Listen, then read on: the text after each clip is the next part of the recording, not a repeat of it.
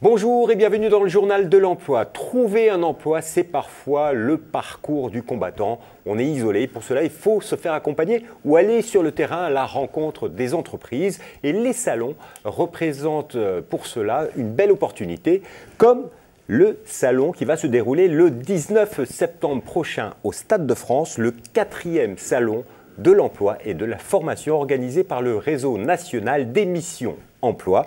Jérôme Laverny, bonjour. Bonjour Jérôme. Vous êtes directeur du réseau national des missions emploi. Alors, ce salon, c'est l'événement à ne pas manquer. J'espère bien. Il réunit en tout cas un conglomérat d'entreprises très différentes sur des secteurs professionnels très variés, avec cette originalité, cette spécificité que ce salon étant gratuit pour les exposants, pour les entreprises, il doit et il peut, et nous souhaitons qu'il en permette l'accès aux TPE-PME. Parce qu'il y a une sorte de paradoxe qui plane comme cela. On entend dans le discours public, dans les discours politiques, eh bien, porter au nu ces TPE-PME comme étant le premier employeur de France, et à juste titre.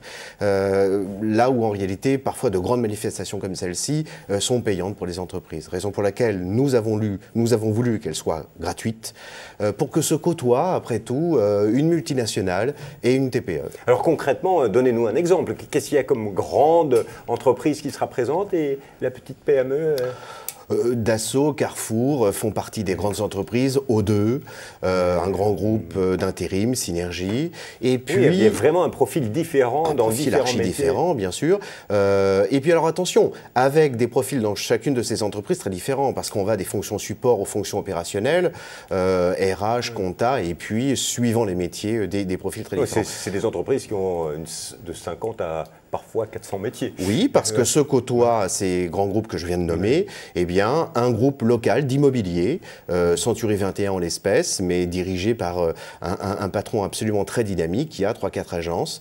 Donc là, on est plus dans un contexte PME. Alors, ce sont des PME, comme ce salon a lieu au Stade de France, à la porte E, et je le rappelle, il est gratuit. Ce sont des entreprises de l'Île-de-France, plutôt du Nord-Est.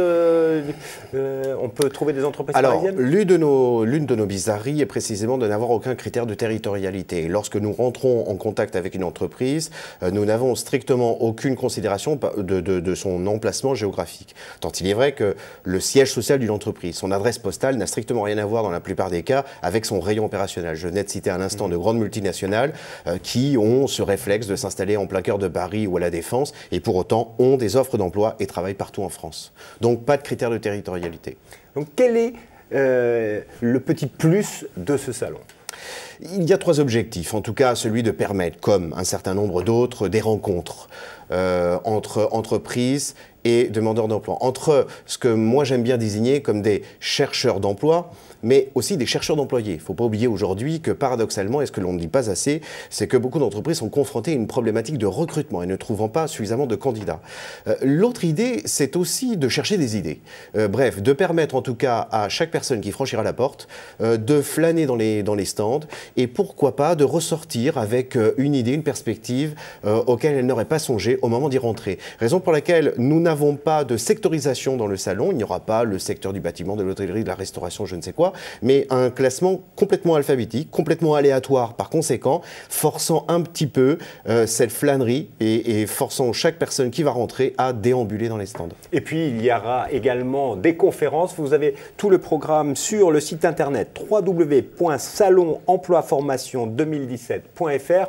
Un petit conseil pour un visiteur, jeune ou moins jeune, qui viendrait... Un précieux conseil, oui, venez muni de votre CV. Le CV contient les compétences, préparez-vous bien à la présentation de votre motivation, de votre personnalité, car c'est cela qu'un recruteur va essayer de sonder dans les quelques minutes d'un entretien. Monsieur Laverny, merci beaucoup. Je vous redonne le site internet www.salonemploiformation2017.fr. Quant à nous, on se retrouve bientôt pour un nouveau journal.